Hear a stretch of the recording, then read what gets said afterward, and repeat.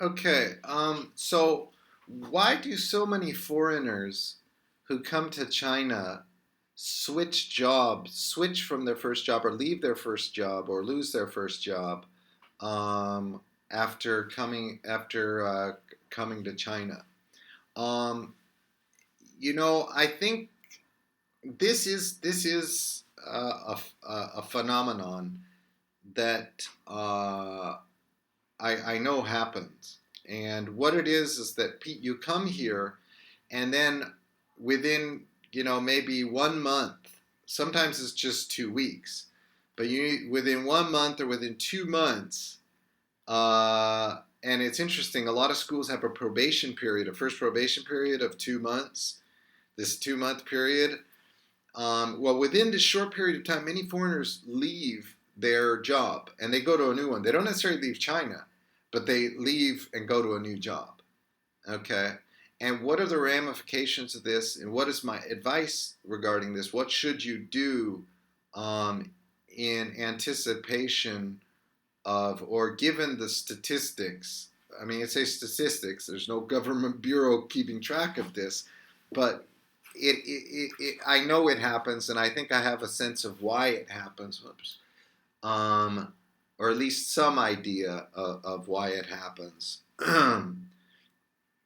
uh, so, what are some of the reasons that people leave their school, and what should you do? Uh, or their first school. It's when you're kind of new to China. Um, well, uh, what you should, I think the best thing for me to focus on is what you should do from a practical standpoint. I mean, the things you can do as opposed to why. Because the why, it could be many different reasons and a combination of them. I'll just touch on them so you get an idea of what I'm trying to say. Maybe you feel like the manager at the new school is a real jerk, or they don't communicate with you honestly, or someone's really passive aggressive. I remember this. I'll give you an example. I'll relate to you uh, an anecdote. There was a guy. He was from Southern California, and he he was 22 years old. He was in college. He was working at a small English school, and he said to me, I really dislike the fact that I dislike how they try to the word he used was finagle. They try to finagle me into doing everything. So it was a kind of a management communication style issue. And in some places, it's worse than others. In some schools, it's worse than others. Um, and I think you're going to have it no matter where you go. Um, and another reason could be they try to change the deal after you get here. Now, this is the thing probably that pisses people off the most and is probably the main cause. Another thing could be your the way Chinese students like you to teach. You're only kind of halfway there, and I'm not saying that it. Chinese students don't really like a really quote unquote good teacher. I don't think they really appreciate good teaching. Um, I just don't think they do. And that's okay, but they do they like many of the same things. That maybe the apartment they give you isn't what you expected, or it's really loud, or they say they can't change it, and all these little things add up. All these different things. Maybe it's a little of each one of those things I just mentioned that make you go, "Fuck it, I'm out of here." There's one other. Maybe they say, "Well, we need to pay you less," or make some excuse, or we need to pay you next month, and then you're working for 2 months without any money. Or they say, that it happens more in China than it does in other places. Okay, so then it happens. All right, so what can you do? What do I recommend you do, and how do you provide a buffer, sort of a backup plan? What do you do about this? Well, the first thing I would say is that you need to stay kind of light on your feet. Don't put down roots too quickly at all, and don't let them know. And even if don't, for example, I recommend going to and finding cheap hotels slash motels near your school where you're going to, and stay there. Um, And this whole thing where it's a new school, if you're new to China and they say, oh, we got an apartment for you, we handled the housing. Yeah, I know that a lot of people love that. A lot of people do want that. And there's some virtues to that. You don't know anything about this fucking place, right? You get here and you need to move in somewhere. And hotels are a little expensive when you don't know how to find one that's $15 a night or $10 a night.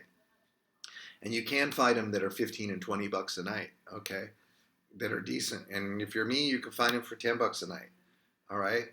Um, Now, so I understand that you want to do that, but whenever I hear it, I kind of cringe, like because then you're especially, or if they help you find a place and you put a deposit down, a first, you put down 3 months. You always need to put down 3 months, right? At least. So let's say that could be up to $1,000 US. If it's $2,000 a month in your place you're staying, or if it's 2,500, it could be as much as 7,500. And then they know you're locked down. Okay, they know that you've got that investment. You can't just go up and leave at any moment. It's best for your bargaining position is if they feel as though you could fucking leave at any moment.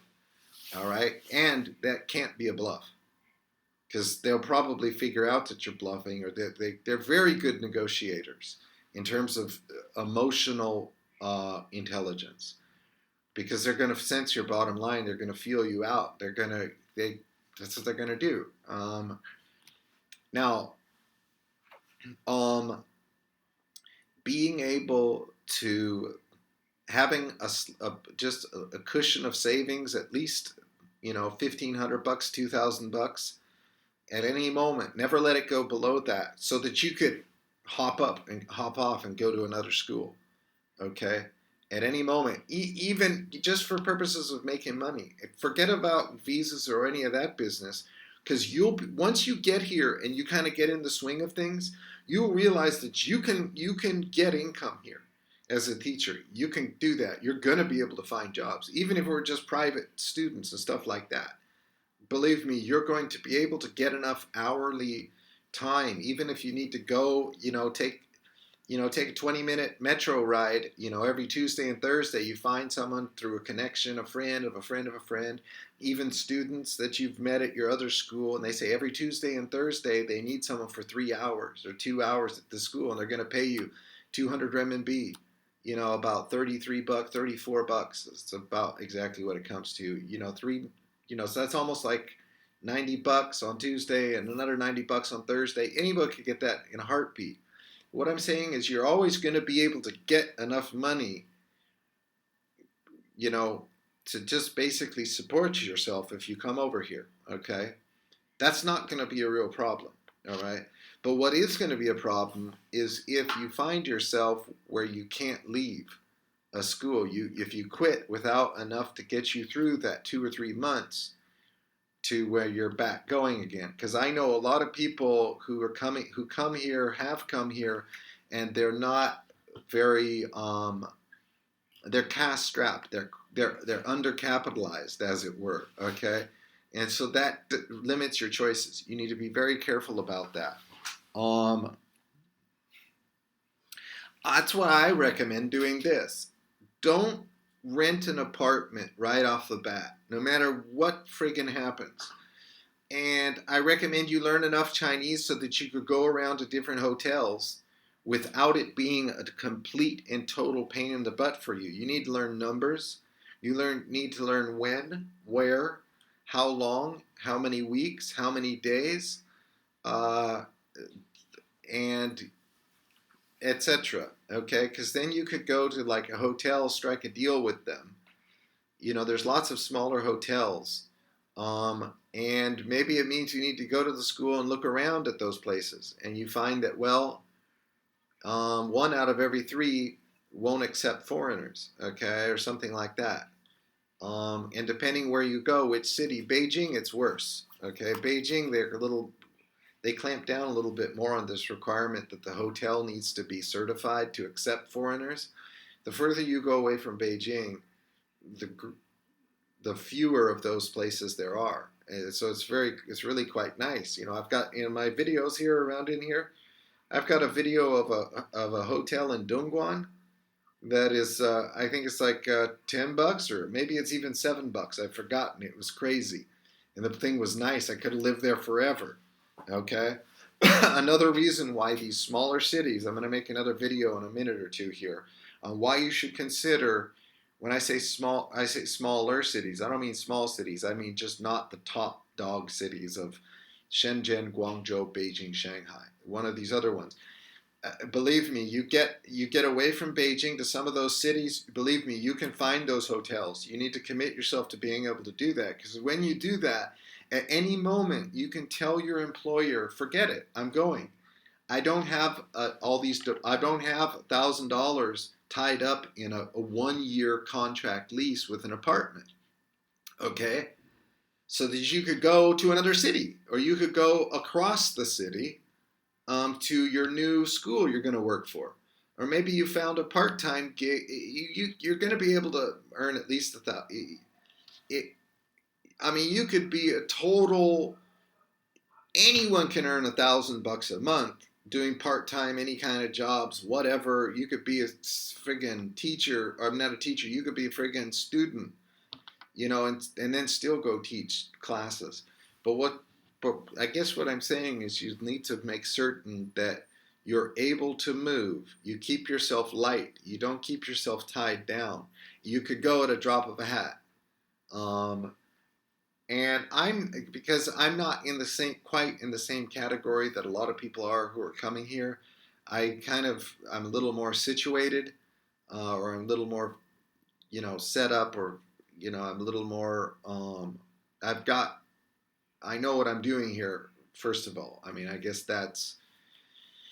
well, that's neither here nor there. That doesn't matter. But um, so this is what happens. Okay, coming back to the original topic, the original thing here.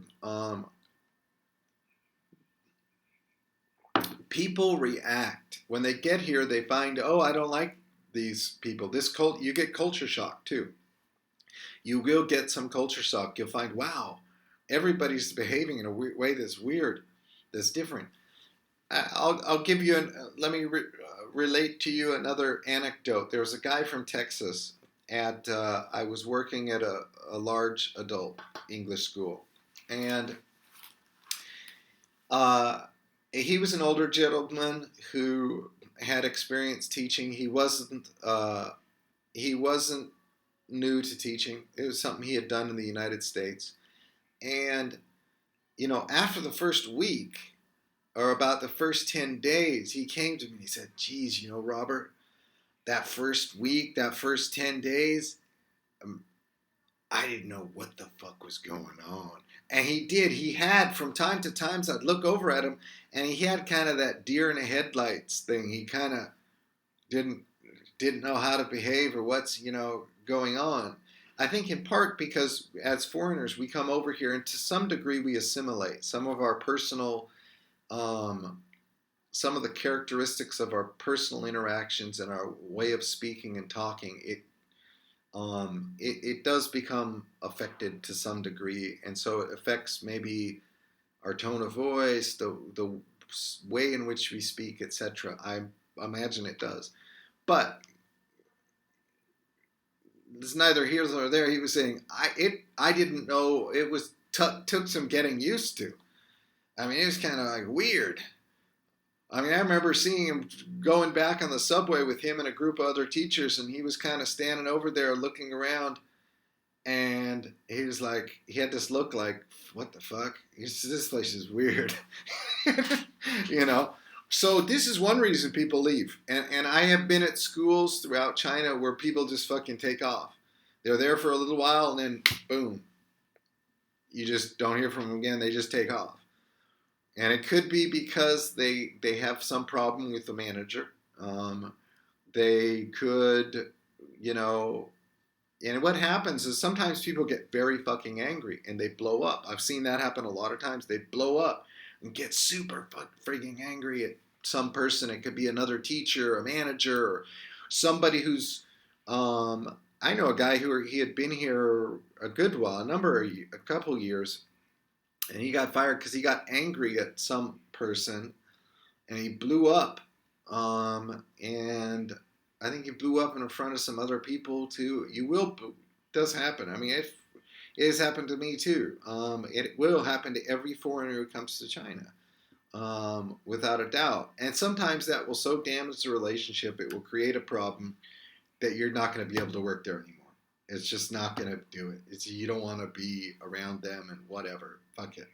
Um, but so keep things light so that you can. And sometimes again, they may even try to trick you or bully you uh, into thinking you need to stay there or gosh knows what.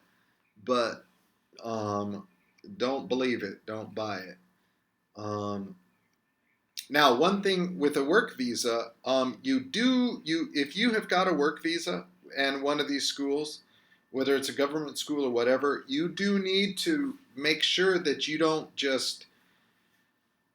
They can contact the Public Security Bureau. They can contact if you do something wrong. If they give you some money like an advance, I've had schools give me an advance on my salary.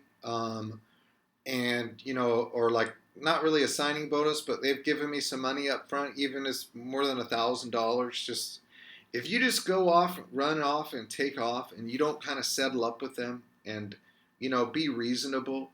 And they feel they've been really screwed. They may exercise their right to report you to the Public Security Bureau, and who knows what allegations they could make. And if you're on a work visa, that's the problem. It's a different story if you're on a work visa. It's another reason why some people don't want to be on a work visa, is that if you get in a serious friggin' conflict with the school that's gotten you your work visa, they can report you and say that, oh, he just took off, or it's some big problem or whatever, and you're not there and you're not able to contest it, etc. You can be prohibited from getting a new work visa, because then they're not prohibited. Then it's like they can go into they can use those forums, right? They can use the government processes, whether it's the police, the Foreign Experts Bureau, all the age, the government offices that are responsible for giving you your visa and your work permit, to help them um, make themselves whole if they say that you did something that was really fucked up or really bad, um, and and then you could be prohibited from getting another work visa, or at least it could slow it up. So this, as kind of a side note, this is one reason some people prefer to be on a business visa, because they can't come after you if you just leave. They not really. They can't, because what can they say? Oh, we're committing, we're breaking the law, and so we want you to help us square things up with this guy who we were breaking the law with. No, forget it. It's like, an illegal contract is not enforceable right off the bat, right? You don't have any legs to stand on. I mean, if you're at the school, but the same thing applies to you. Okay.